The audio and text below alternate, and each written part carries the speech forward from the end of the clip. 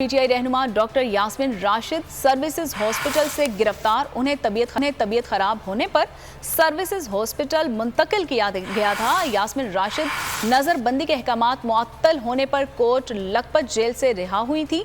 PTI रहनुमा Lahore police को 3 मुकदमात में मतलूब थी।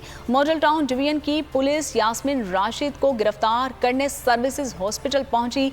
तबीयत खराब होने पर यास्मीन राशिद को सर्विसेज हॉस्पिटल में एडमिट कर लिया गया है। तो आपको बताते चलें कि पीटीआई रहनुमा doctor Yasmin Rashid services hospital से गिरफ्तार। उन्हें तबीयत खराब होने पर सर्विसेज हॉस्पिटल मुंतकिल किया गया था। यास्मीन राशिद नजरबंदी के अहकामात मुअत्तल होने पर कोट लखपत जेल से रिहा हुई थी।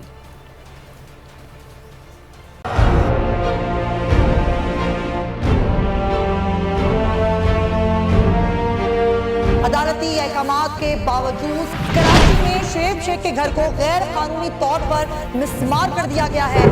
बोल के खिलाफ इंतकामी कार्रवाइयों में तेजी। कराची में को चेयरमैन शुएब शेख का घर गिरा दिया गया। बोल के खिलाफ इंतकामी कार्रवाइयों का सिलसिला जारी है। सिंध हुकूमत की अदालती अहकामात की खिलाफ वर्जी। सिंध हाई कोर्ट का स्टे ऑर्डर नजरअंदाज। सेक्रेटरी बल्दियात नजम शाह, डायरेक्टर लैंड सवाल इस्लाम, director anti encroachment Imran Ahmed को नोटिस जारी। Administrator KMC director Saifur Rahman, DIG south Irfan Baloch, SSP Keamari Fida Hussain को भी फरीक बनाया गया। इससे पहले जो जुल्म के पहाड़ तोड़े गए, शुएब अहमद शेख की जबानी सुनी। 60 दिन का वक्त होता है। 102 दिन के बाद मैं जीत गया, केस भरी हो गया।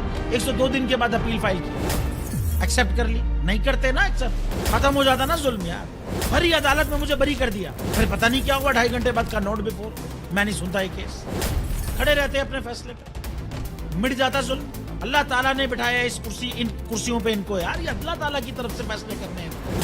तो या तो ये फैसले आएंगे, जुल्म मिट जाएगा, या कौम खड़ी हो जाएगी जुल्म के खिलाफ। हर मुश्किल के बावजूद बोल हकीकी सहाफत करता रहेगा।